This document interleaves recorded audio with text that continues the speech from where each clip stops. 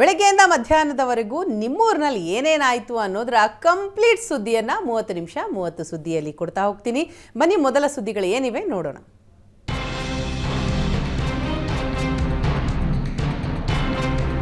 ಹುಬ್ಬಳ್ಳಿಯಲ್ಲಿ ಮುಸ್ಲಿಂ ಸಮಾವೇಶದಲ್ಲಿ ಸಿಎಂ ಸಿದ್ದರಾಮಯ್ಯ ನೀಡಿದ್ದ ಮುಸ್ಲಿಂ ಓಲೈಕೆ ಹೇಳಿಕೆ ತೀವ್ರ ಚರ್ಚೆಗೆ ಗ್ರಾಸವಾಗಿದೆ. ಈ ನಡುವೆ ಶಾಸಕ ಬಸನಗೌಡ ಪಾಟೀಲ್ ಯತ್ನಾಳ್ ಹೊಸ ಬಾಂಬ್ ಹಾಕಿದ್ದಾರೆ.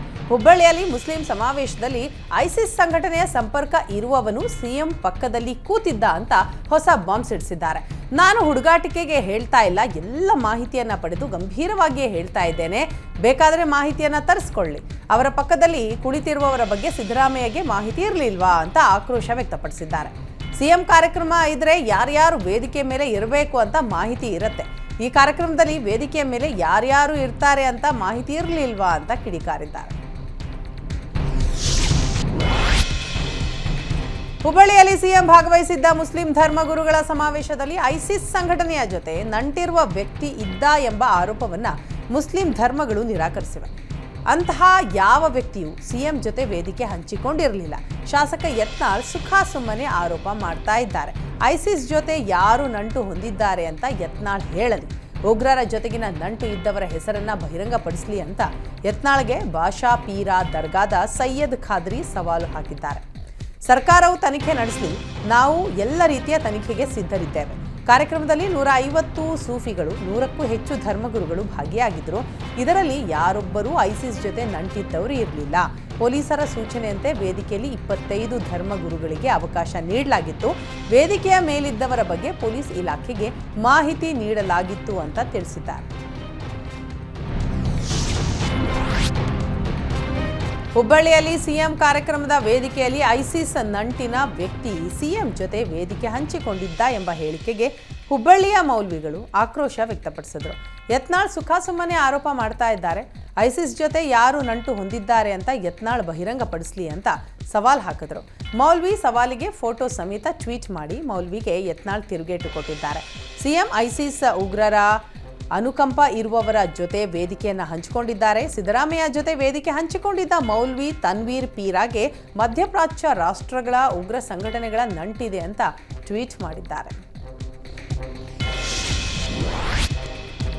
ಹುಬ್ಬಳ್ಳಿಯಲ್ಲಿ ಮುಸ್ಲಿಂ ಸಮಾವೇಶದಲ್ಲಿ ಸಿಎಂ ಸಿದ್ದರಾಮಯ್ಯ ತಮ್ಮ ಭಾಷಣದಲ್ಲಿ ಮುಸ್ಲಿಂ ಪರ ಹೇಳಿಕೆ ನೀಡಿದ್ದು ತೀವ್ರ ಚರ್ಚೆಗೆ ಗ್ರಾಸವಾಗಿದೆ. ಅದರಲ್ಲೂ ಮುಸ್ಲಿಂ ರಕ್ಷಣೆಗೆ ನಮ್ಮ ಸರ್ಕಾರ ಬದ್ಧ 10,000 ಕೋಟಿ ಅನುದಾನ ನೀಡುವ ಹೇಳಿಕೆಯನ್ನ ಕೊಟ್ಟಿದ್ದರು. ಈ ವಿಚಾರ ಇಂದು ಸದನದಲ್ಲೂ ಪ್ರತಿಧ್ವನಿಸಿತು. ಸದನದ ಗಮನಕ್ಕೆ ತಾರದೆ 10,000 ಕೋಟಿ ಘೋಷಣೆ ಮಾಡಿದ ಹೇಗೆ ಅಂತ ಬಿಜೆಪಿ ಶಾಸಕ ಸುನೀಲ್ ಕುಮಾರ್ ಪ್ರಶ್ನಿಸ್ತಾ ಇದ್ದಂತೆ ಇತರೆ ಬಿಜೆಪಿ ನಾಯಕರು ಕೂಡ ಈ ಮಾತಿಗೆ ಧ್ವನಿಗೂಡಿಸಿದ್ದು ಸದನದಲ್ಲಿ ಗದ್ದಲ ಉಂಟಾಯಿತು. ಈ ವೇಳೆ ಆಡಳಿತ ಪಕ್ಷದ ಸದಸ್ಯರು ಹಾಗೂ ವಿಪಕ್ಷ ನಾಯಕರ ನಡುವೆ ವಿಧಾನಸಭೆಯಲ್ಲಿ ಮಾತಿನ ಚಕಮಕಿ ಗದ್ದಲಕ್ಕೆ ಕಾರಣವಾಯಿತು. ಬಳಿಕ ಸದನದ ಬಾವಿಗೆ ಇಳಿದ ಬಿಜೆಪಿ ನಾಯಕರು ಸಭಾತ್ಯಾಗ ಮಾಡಿ ಸದನದಿಂದ ಹೊರ ನಡೆದರು.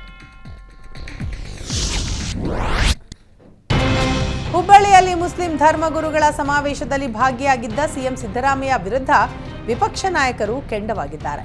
ಇದರ ಬೆನ್ನಲ್ಲೇ ಮಾಜಿ ಸಿಎಂ ಕುಮಾರಸ್ವಾಮಿ ಕೂಡ ಸಿಎಂ ಸಿದ್ದರಾಮಯ್ಯರಿಂದ ಮುಸ್ಲಿಮರ ಓಲೈಕೆ ಮಾಡಲಾಗ್ತಾ ಇದೆ ಎಂಬ ಹೇಳಿಕೆಗೆ ಗರಂ ಆಗಿದ್ದಾರೆ. ನಾನು ಎಲ್ಲ ಸಮುದಾಯಕ್ಕೂ ಅನುದಾನ ಕೊಡ್ತೇನೆ ಅಂತ ಹೇಳುವ ಮೂಲಕ ಕುಮಾರಸ್ವಾಮಿ ಆರೋಪಕ್ಕೆ ತಿರುಗೇಟನ್ನ ಕೊಟ್ಟಿದ್ದಾರೆ.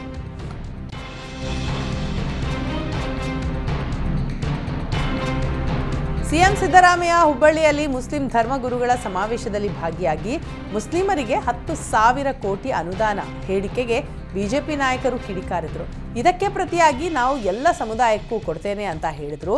ಇದಕ್ಕೆ ಮಾಜಿ ಸಿಎಂ BS ಯಡಿಯೂರಪ್ಪ ಸಿದ್ದರಾಮಯ್ಯಗೆ ತಿರುಗೇಟು ಕೊಟ್ಟಿದ್ದಾರೆ. ಸಿದ್ದರಾಮಯ್ಯ ಓರ್ವ ಮುಖ್ಯಮಂತ್ರಿಯಾಗಿ ಅಲ್ಪಸಂಖ್ಯಾತರಿಗೆ ಹಣ ಕೊಡಲು ನಮ್ಮ ಅಭ್ಯಂತರ ಇಲ್ಲ. ಹಾಗಂತ ಅಲ್ಪಸಂಖ್ಯಾತರ ಓಲೈಕೆ ಸರಿಯಲ್ಲ. ಅವರ ಹೇಳಿಕೆಯಿಂದ ಹಿಂದೂಗಳಲ್ಲಿ ಆಕ್ರೋಶ ವ್ಯಕ್ತವಾಗ್ತಾ ಇದೆ ಅಂತ ಕಿಡಿಕಾರಿದ್ದಾರೆ. ಸರ್ಕಾರದ ಸಚಿವರೆಲ್ಲ ತೆಲಂಗಾಣಕ್ಕೆ ಹೋಗಿ ಅಲ್ಲಿನ ಶಾಸಕರ ಸೇವೆ ಮಾಡ್ತಾ ಇದ್ದಾರೆ. ತೆಲಂಗಾಣಕ್ಕೆ ಹೋಗಿ ಮೋಜು ಮಸ್ತಿ ಮಾಡ್ತಾ ಇದ್ದಾರೆ ಅಂತ ಸರ್ಕಾರದ ವಿರುದ್ಧ ವಿಪಕ್ಷ ನಾಯಕ ಅಶೋಕ್ ವಾಗ್ದಾಳಿ ನಡೆಸಿದ್ದಾರೆ. ತೆಲಂಗಾಣದಲ್ಲಿ ಕಾಂಗ್ರೆಸ್ ಗೆದ್ದ ಮೇಲೆ ಕರ್ನಾಟಕದ ಸಚಿವರು ಹೋಗಿ ಅಲ್ಲಿ ಕೂತಿದ್ದಾರೆ ಅಂತ ಆಕ್ರೋಶ ವ್ಯಕ್ತಪಡಿಸಿದರು. ಸರ್ಕಾರ ಮಲಗಿದೆ, ಸಿದ್ದರಾಮಯ್ಯ ನಿದ್ದೆ ಮಾಡ್ತಾ ಇದ್ದಾರೆ ಅಂತ ವ್ಯಂಗ್ಯವಾಡಿದ್ದಾರೆ. ಸಚಿವರೆಲ್ಲ ತೆಲಂಗಾಣದಲ್ಲಿ ಮೋಜು ಮಾಡ್ತಾ ಇದ್ದಾರೆ ಎಂಬ ಅಶೋಕ್ ಆರೋಪಕ್ಕೆ ಸಿಎಂ ಸಿದ್ದರಾಮಯ್ಯ ತಿರುಗೇಟು ನೀಡಿದ್ದಾರೆ. ಎಲ್ಲರೂ ಹೋಗಿ ತೆಲಂಗಾಣದಲ್ಲಿ ಕುಳಿತಿಲ್ಲ, 2-3 ಸಚಿವರು ಮಾತ್ರ ತೆಲಂಗಾಣಕ್ಕೆ ಹೋಗಿದ್ದಾರೆ. ಮುನಿಯಪ್ಪ, ಜಾರ್ಜ್ ಸೇರಿ ಎಲ್ಲ ವಾಪಸ್ ಬಂದಿದ್ದಾರೆ. ರಾಜಕೀಯನೂ ಮಾಡಬೇಕಲ್ಲ ಅಂತ ಸಮರ್ಥನೆ ಮಾಡಿಕೊಳ್ಳುತ್ತಾ ಅಶೋಕ್ಗೆ ತಿರುಗೇಟು ಕೊಟ್ಟಿದ್ದಾರೆ. ಇಂದು ಬೆಳಗ್ಗೆಯಿಂದ ಭ್ರೂಣ ಹತ್ಯೆ ಪ್ರಕರಣದ ರಹಸ್ಯ ಕಾರ್ಯಾಚರಣೆಯ ಬಗ್ಗೆ ಏಷ್ಯಾನೆಟ್ ಸುವರ್ಣ ನ್ಯೂಸ್ ಇಂಚಿಂಚು ಮಾಹಿತಿಯ ವರದಿಯನ್ನು ಪ್ರಸಾರ ಮಾಡ್ತಾ ಇದೆ. ಈ ಬಗ್ಗೆ ಬೆಳಗಾವಿಯಲ್ಲಿ ಸಿಎಂ ಸಿದ್ದರಾಮಯ್ಯ ಪ್ರತಿಕ್ರಿಯಿಸಿದ್ದು, ಈಗಾಗಲೇ ಈ ಪ್ರಕರಣದ ಕುರಿತು ಸಿಐಡಿ ತನಿಖೆ ನಡೀತಾ ಇದೆ. ತಪ್ಪಿತಸ್ಥರು ಯಾರೇ ಇದ್ರೂ ಬಿಡುವ ಪ್ರಶ್ನೆ ಇಲ್ಲ. ಈ ಪ್ರಕರಣದಲ್ಲಿ ಯಾರ್ಯಾರು ಭಾಗಿಯಾಗಿದ್ದಾರೆ ಎನ್ನುವ ಬಗ್ಗೆ ತನಿಖೆ ನಡೆಸ್ತಾ ಇದ್ದಾರೆ. ತಪ್ಪಿತಸ್ಥರ ಮೇಲೆ ಕಠಿಣ ಕ್ರಮ ತೆಗೆದುಕೊಳ್ತೇವೆ ಅಂತ ತಿಳಿಸಿದ್ದಾರೆ. ಮಂಡ್ಯ ಭ್ರೂಣ ಹತ್ಯೆಯ ಬಗ್ಗೆ ಏಷ್ಯಾನೆಟ್ ಸುವರ್ಣ ನ್ಯೂಸ್ ವರದಿಗೆ ಮಾಜಿ ಸಿಎಂ ಕುಮಾರಸ್ವಾಮಿ ಅಭಿನಂದನೆ ಸಲ್ಲಿಸಿದ್ದಾರೆ. ಸುವರ್ಣ ನ್ಯೂಸ್ ಇಂಚಿಂಚು ಮಾಹಿತಿಯ ವರದಿ ಪ್ರಸಾರ ಮಾಡಿದೆ. ಸಮಾಜದಲ್ಲಿ ಇಂತಹ ಕೃತ್ಯಗಳು ನಡೆಯಬಾರದು, ಪ್ರಕರಣದಲ್ಲಿ ಎಷ್ಟೇ ಪ್ರಭಾವಿಗಳಿದ್ರೂ ಕ್ರಮ ತೆಗೆದುಕೊಳ್ಳಬೇಕು ಅಂತ ಸರ್ಕಾರಕ್ಕೆ ಮಾಜಿ ಸಿಎಂ ಕುಮಾರಸ್ವಾಮಿ ಆಗ್ರಹಿಸಿದ್ದಾರೆ.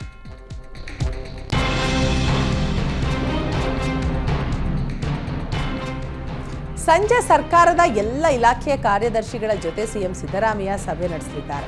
ಬೆಳಗಾವಿ ಸುವರ್ಣಸೌಧದಲ್ಲಿ ಸಂಜೆ 6:30 ಸಭೆ ನಡೆಯಲಿದ್ದು, ಸರ್ಕಾರದ ಯೋಜನೆಗಳ ಅನುಷ್ಠಾನ ಮತ್ತು ಗ್ಯಾರಂಟಿ ಯೋಜನೆಗಳ ಸ್ಥಿತಿಗತಿಯ ಕುರಿತು ಕಾರ್ಯದರ್ಶಿಗಳ ಜೊತೆ ಸಿಎಂ ಚರ್ಚೆ ನಡೆಸಲಿದ್ದಾರೆ. ಸಭೆಯಲ್ಲಿ ಸರ್ಕಾರದ ಎಲ್ಲ ಅಪರ ಮುಖ್ಯ ಕಾರ್ಯದರ್ಶಿ, ಪ್ರಧಾನ ಕಾರ್ಯದರ್ಶಿ ಹಾಗೂ ಕಾರ್ಯದರ್ಶಿಗಳು ಭಾಗಿಯಾಗಲಿದ್ದಾರೆ. ಬೇಲೂರು ತಾಲೂಕಿನ ಬಿಕ್ಕೋಡು ಸಮೀಪದ ಆನೆ ಕ್ಯಾಂಪ್ನಲ್ಲಿ ನೀರವ ಮೌನ ಆವರಿಸಿದೆ. ಕಾಡಾನೆ ಕಾರ್ಯಾಚರಣೆಯಲ್ಲಿ ಕ್ಯಾಪ್ಟನ್ ಅರ್ಜುನ ಆನೆ ಮೃತಪಟ್ಟಿದ್ದು, ಕುಟುಂಬದ ಸದಸ್ಯನನ್ನ ಕಳೆದುಕೊಂಡಂತೆ ಆನೆಯ ಮಾವುತ ವಿನೋದ್ ಹಾಗೂ ಕಾವಾಡಿಗರು ಮೌನಕ್ಕೆ ಶರಣಾಗಿ ಕಣ್ಣೀರು ಹಾಕ್ತಾ ಇದ್ದಾರೆ. ಕಾಡಾನೆ ಕಾರ್ಯಾಚರಣೆಯ ವೇಳೆ ಪ್ರಶಾಂತನಿಗೆ ಅರವಳಿಕೆ ಚುಚ್ಚುಮದ್ದು ಮಿಸ್ ಫೈರ್ ಆಗಿ ಕೆಳಗೆ ಬಿದ್ದಿದ್ದ. ಅವನ ಆರೈಕೆಗೆ ಅರ್ಜುನನ ಮೇಲಿಂದ ಇಳಿದು ಇನ್ನೋರ್ವ ಮಾವುತನನ್ನ ಕೂರಿಸಿ ಹೋಗಿದ್ದೆ. ಆ ಕಡೆ ಹೋದಾಗ ಕಾಡಾನೆ ಹಾಗೂ ಅರ್ಜುನನ ನಡುವೆ ಕಾಳಗ ನಡೆಯಿತು. ಆಗ ಏನಾಯ್ತೋ ಗೊತ್ತಿಲ್ಲ, ಅರ್ಜುನ ನನ್ನ ಬಿಟ್ಟು ಹೋದ ಅಂತ ಮಾವುತ ವಿನು ಕಣ್ಣೀರು ಹಾಕಿದ್ದಾರೆ. ಅರ್ಜುನ ಅಗಲಿ 3 ದಿನ ಕಳೆದಿದ್ದು, ನಾವು ಆ ನೋವಿನಿಂದ ಇನ್ನೂ ಹೊರಬಂದಿಲ್ಲ. ಅರ್ಜುನ ಸಾವಿಗೆ ಕಾರಣರಾದವರಿಗೆ ಶಿಕ್ಷೆ ನೀಡಿ ಅಂತ ಹೋರಾಟಗಾರ ಯಡೇಹಳ್ಳಿ ಮಂಜುನಾಥ್ ತಿಳಿಸಿದ್ದಾರೆ. ಅರ್ಜುನನ ಮಾವುತ ಅರ್ಜುನನ ಕಾಲಿಗೆ ಗುಂಡೇಟು ಬಿದ್ದಿದೆ ಅಂತ ಹೇಳಿದ್ದಾನೆ. ಆದರೂ ಮರಣೋತ್ತರ ಪರೀಕ್ಷೆ ನಡೆಸದೆ ಅರ್ಜುನನ ಅಂತ್ಯ ಸಂಸ್ಕಾರ ಮಾಡಿದ್ದಾರೆ. ಗುಂಡೇಟು ಬಿದ್ದಿರುವ ಕಾಲು ಯಾರಿಗೂ ಯಾವ ಕ್ಯಾಮ್ರಾಗೂ ಕಾಣದಂತೆ ಅಂತ್ಯ ಸಂಸ್ಕಾರ ಮಾಡಿದ್ದಾರೆ. ಇದು ಅರ್ಜುನನಿಗೆ ನಾಡಿನ ಸಾಂಸ್ಕೃತಿಕ ವೈಭವಕ್ಕೆ ಮಾಡಿದಂತಹ ದೊಡ್ಡ ಅಪರಾಧ. ಅರ್ಜುನನ ಸಾವಿಗೆ ಕಾರಣರಾದವರು ಅಂತ್ಯ ಸಂಸ್ಕಾರದ ವೇಳೆ ದೌರ್ಜನ್ಯ ಎಸಗಿದವರ ಮೇಲೆ ಶಿಕ್ಷೆ ಆಗಬೇಕು, ನ್ಯಾಯಾಲಯ ಮಧ್ಯಪ್ರವೇಶ ಮಾಡಬೇಕು ಅಂತ ಯಡೇಹಳ್ಳಿ ಮಂಜುನಾಥ್ ಮನವಿ ಮಾಡಿದ್ದಾರೆ. ಅರ್ಜುನನ ಶವ ಹೊರಗೆ ತೆಗೆದು ಮರಣೋತ್ತರ ಪರೀಕ್ಷೆ ಮಾಡಬೇಕು. ಅರ್ಜುನನ ಸಾವಿಗೆ ಕಾರಣರಾದವರಿಗೆ ಶಿಕ್ಷೆ ಆಗಬೇಕು. ಇದರ ಬಗ್ಗೆ ಅಭಿಯಾನ ಶುರು ಮಾಡಿದ್ದೇವೆ ಅಂತ ಹೇಳಿದರು. ಕಾಡಾನೆ ಸೆರೆ ಕಾರ್ಯಾಚರಣೆಯಲ್ಲಿ ಅರ್ಜುನ ಸಾವಿನ ನಂತರ ನೋವಿನಲ್ಲಿದ್ದ ಮಾವುತರು ಶಪಥವೊಂದನ್ನ ಮಾಡಿದ್ದಾರೆ. ಅರ್ಜುನನ ಕೊಂದ ಕಾಡಾನೆಯನ್ನ ಹಿಡಿತೇವೆ ಅಂತ ಹಿರಿಯ ಮಾವುತ ಗುಂಡಣ್ಣ ಅಧಿಕಾರಿಗಳ ಮುಂದೆ ಶಪಥ ಮಾಡಿದ್ದಾರೆ. ಅಧಿಕಾರಿಗಳು ಮಾವುತರಿಗೆ ಸಾಂತ್ವನ ಹೇಳ್ತಾ ಇದ್ದಾಗ ಅರ್ಜುನನನ್ನ ಕೊಂದ ಕಾಡಾನೆಯನ್ನ ಸೆರೆ ಹಿಡಿದು ಜನರ ಮುಂದೆ ತಂದೇ ತರ್ತೀವಿ ಅಂತ ಹಿರಿಯ ಮಾವುತ ಗುಂಡಣ್ಣ ಭರವಸೆ ಕೊಟ್ಟಿದ್ದಾರೆ. ಅರ್ಜುನನನ್ನ ಕಳೆದುಕೊಂಡು ಚಿಂತೆಯಾಗಿದೆ, ನಮಗೂ ನೋವಾಗಿದೆ, ಆದರೆ ಮನಸ್ಸು ಗಟ್ಟಿ ಮಾಡಿಕೊಂಡಿದ್ದೇವೆ, ಮತ್ತೊಮ್ಮೆ ಕಾರ್ಯಾಚರಣೆ ಮಾಡ್ತೇವೆ ಅಂತ ಸಿಸಿಎಫ್ ರವಿಶಂಕರ್ ಹಾಗೂ ಡಿಎಫ್ಒ ಮೋಹನ್ ತಿಳಿಸಿದ್ದಾರೆ. ಚಿಕ್ಕಮಗಳೂರಿನಲ್ಲಿ ವಕೀಲರು ಹಾಗೂ ಪೊಲೀಸರ ಗಲಾಟೆ ಪ್ರಕರಣದಲ್ಲಿ ಪೊಲೀಸರ ಮೇಲೆ ಹಲ್ಲೆ ಆರೋಪದ ಹಿನ್ನೆಲೆ ಐಪಿಸಿ ಸೆಕ್ಷನ್ 353 ಅಡಿ ಸರ್ಕಾರಿ ಅಧಿಕಾರಿಗೆ ಕೆಲಸಕ್ಕೆ ತೊಂದರೆ ನೀಡಿದಾಗ ಆರೋಪದ ಕೇಸ್ನಲ್ಲಿ ವಕೀಲ ಪ್ರೀತಮ್ಗೆ ಜಾಮೀನು ಮಂಜೂರಾಗಿದೆ. ನವೆಂಬರ್ 30ರಂದು ಚಿಕ್ಕಮಗಳೂರು ನಗರದಲ್ಲಿ ನಡೆದಿದ್ದ ಗಲಾಟೆಯಲ್ಲಿ ಹಲ್ಲೆಗೆ ಒಳಗಾಗಿದ್ದ ವಕೀಲ ಪ್ರೀತಮ್ಗೆ ತನಿಖೆಗೆ ಸಹಕರಿಸುವಂತೆ ಸೂಚನೆ ನೀಡಿ ನ್ಯಾಯಾಲಯ ಜಾಮೀನು ಮಂಜೂರು ಮಾಡಿದೆ.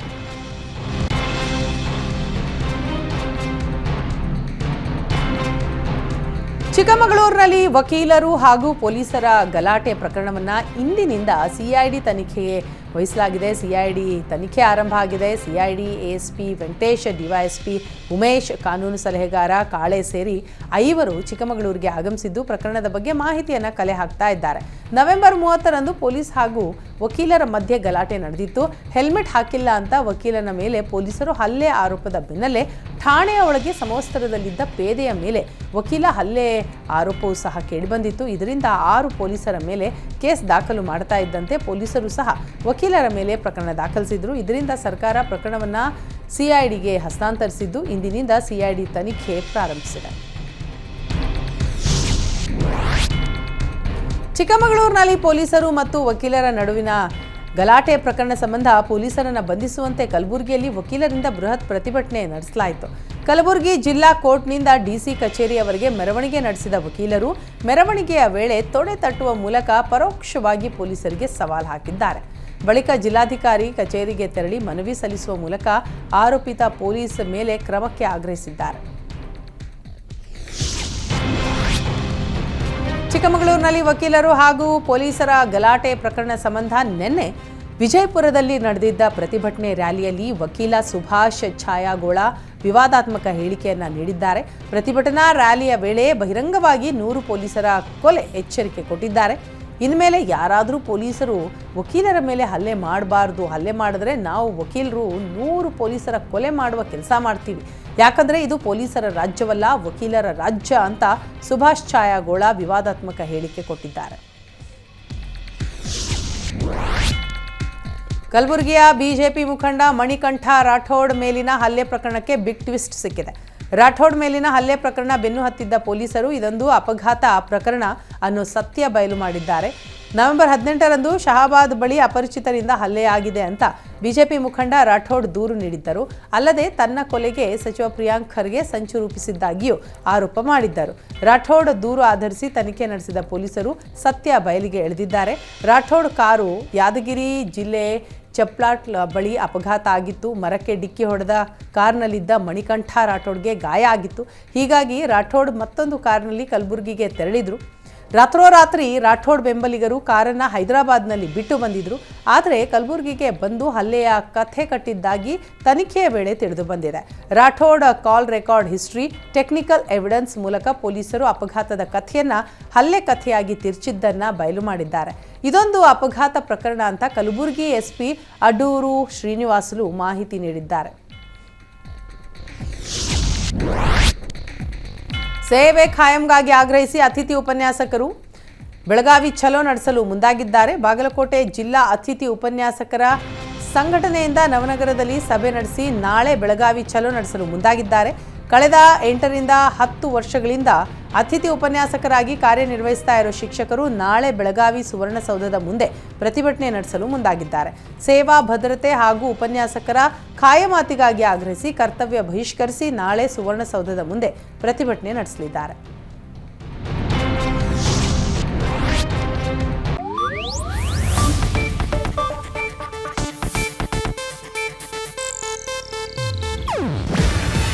ಇದು ಏಷ್ಯಾನೆಟ್ ನ್ಯೂಸ್ ನೆಟ್ವರ್ಕ್ ಪ್ರಸ್ತುತಿ.